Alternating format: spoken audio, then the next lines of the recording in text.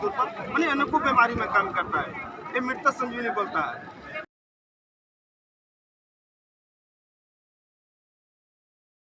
Park में, धूप में, छाँव में कहीं लगा दीजिए, लाइफ टाइम रहेगा, बड़ा भी होगा।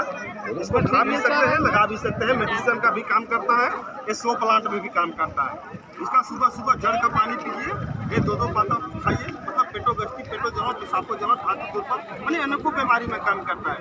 ये मृत संजीवनी बोलता है। इसको लगा भी सकते हैं, खा भी सकते हैं,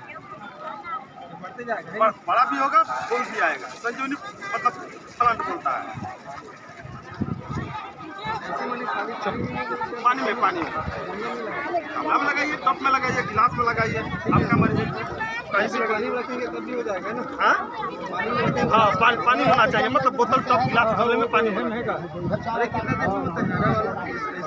2 दिन पानी में डाल लीजिए। मरा हुआ चीज को पहले जिंदा कर लीजिए, तब कहीं लगाइए। बोतल में लगाना है बोतल में लगाइए, टब में लगाना है टब में लगाइए, आपका मर्जी, कहीं भी लगाइए। इसको खा भी सकते हैं, लगा भी सकते हैं, मतलब मेडिसिन का भी काम करता है, शो प्लांट का भी काम करता है।